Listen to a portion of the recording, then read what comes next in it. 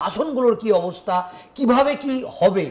তো আমরা দেখেছি যেটা বিজেপির কেন্দ্রীয় নেতৃত্ব এর আগেও দিল্লি থেকে সমীক্ষা করেছিল, কিন্তু একটা বিষয় যেটা স্পষ্ট, যেটা জানা যাচ্ছে যে রাজ্যের তরফ থেকে দিল্লিকে যে রিপোর্ট পাঠানো হয় সেই রিপোর্টটা অনেকটা জল মেশানো থাকে, বা অনেক বিষয়ে সেটা যেটা দিল্লিকে জানানো হয় সেটা বাস্তবের সঙ্গে মিল থাকে না। আচ্ছা।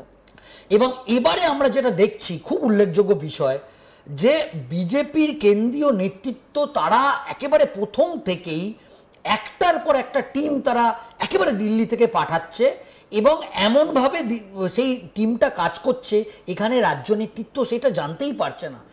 জেলা সভাপতি সেই জেলায় ঘুরে তিনি আরএসএসের সঙ্গে কথা বলছে, সমীক্ষক টিম যারা আরএসএসের স্থানীয় আরএসএসের নেতা আছে, সাধারণ আম পাবলিকের সঙ্গে কথা বলছেন, বিভিন্নভাবে কথা বলছেন, কিন্তু এটা কেউ টেরই পাচ্ছে না।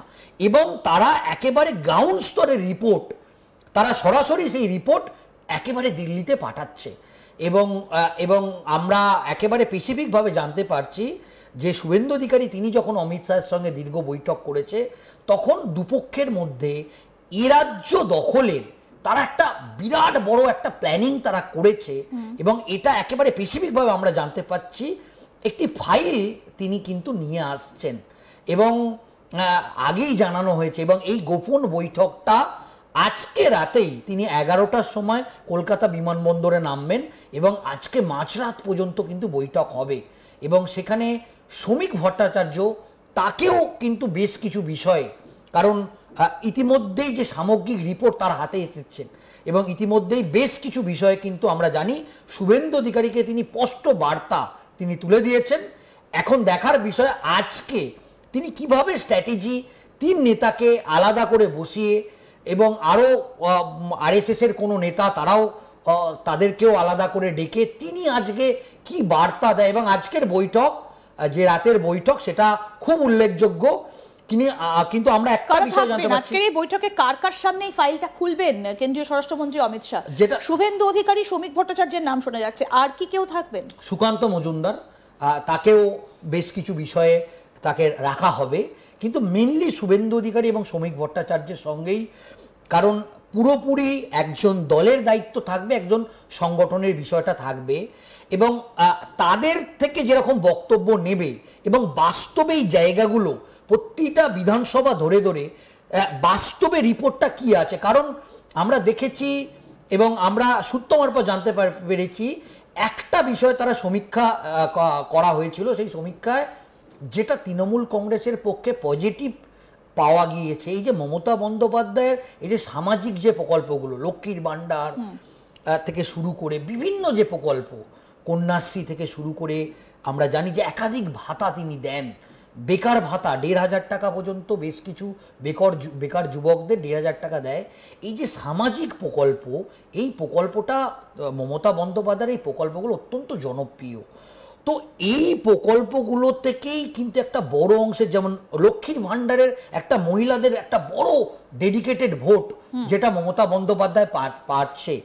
তো এইটা কিন্তু একটা সমীক্ষা করা হয়েছিল এই স্তরের মহিলা থেকে শুরু করে যারা মূলত এই সামাজিক প্রকল্পগুলো একেবারে জেলা স্তরের মানুষ পায়, তাদের কি বক্তব্য। এবং যেহেতু এ রাজ্যে তৃণমূল কংগ্রেস যেরকম সরকারে আছে, বিজেপি বিরোধী দল, অন্যান্য রাজ্যে কিন্তু বিজেপি সরকারে আছে, তো মূলত সেই এক্সপিরিয়েন্সটা আজকে কিন্তু তুলে ধরা হবে বলে আমরা জানতে পারছি। সুজয়, সমীক্ষা বলছে 150টা আসন জিতে বাংলায় বিজেপি সরকার গঠন করতে পারে। এই যে সমীক্ষা কি রয়েছে তাতে 150টা আসন জেতার ফর্মুলাটা কি? দেখো, এ রাজ্যে 294টি আসন আছে এবং ম্যাজিক ফিগার 148টি, এবং এই বিষয়টা আমরা স্পষ্টভাবে জানতে পারছি যে মূলত 150টি আসনকে তারা একেবারে তাদের যেটা বক্তব্য, এই 150টি আসন তারা যদি জিততে পারে, তারা যে ফর্মুলাগুলো বলছে সেই ফর্মুলাগুলো যদি ম্যাচ করে, তাহলে তারা একটা সরকার গঠনের দিকে তারা এগিয়ে থাকবে। সেক্ষেত্রে তারা প্রথম ফেজে তারা 100টা সিটকে চিহ্নিত করেছিল, সেটা উত্তরবঙ্গ, দক্ষিণবঙ্গ এবং মধ্যবঙ্গ। এবং এই 100টা সিট তারা বলছে যদি এই সময় নির্বাচন হয় তারা 100টি আসন জিতবেন।